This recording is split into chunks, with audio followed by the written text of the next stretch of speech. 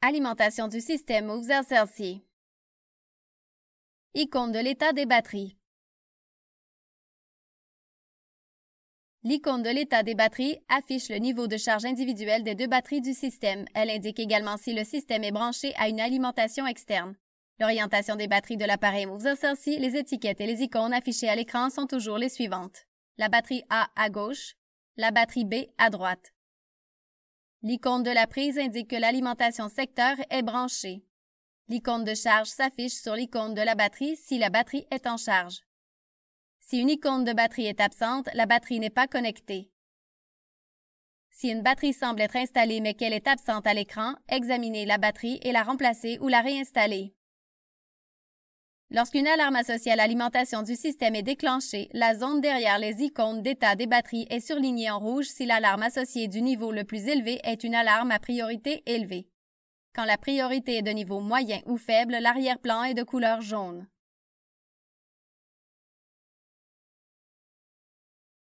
Connexion de l'alimentation CA.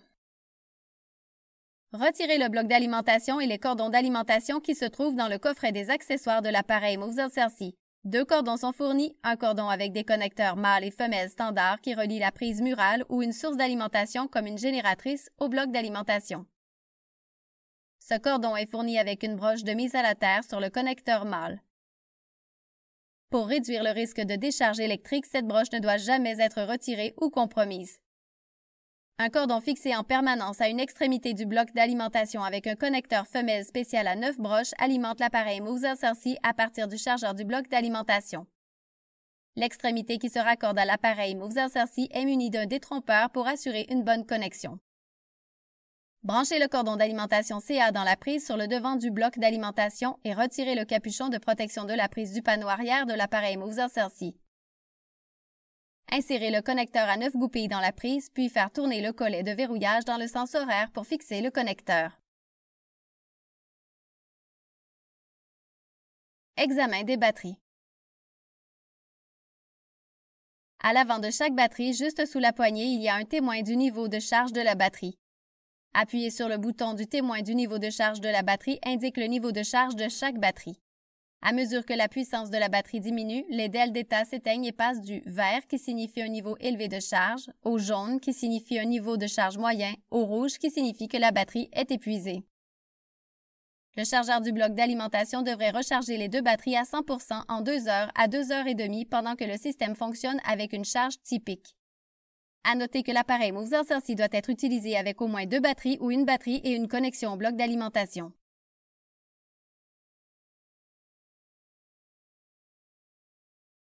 Installation des batteries. Examinez la batterie pour déceler les dommages matériels comme des fissures, des trous et des fuites. Ne pas utiliser ou recharger une batterie endommagée. Soulevez le loquet du compartiment batterie et le tournez de 90 degrés en sens anti-horaire pour ouvrir la porte. Poussez la batterie dans le compartiment jusqu'à ce qu'elle soit enclenchée. Vérifiez que la batterie soit bien insérée et correctement installée. Fermez le couvercle du compartiment de la batterie et faire pivoter le loquet de 90 degrés dans le sens horaire, puis le verrouiller en poussant le loquet vers l'intérieur. Répétez cette procédure pour la deuxième batterie.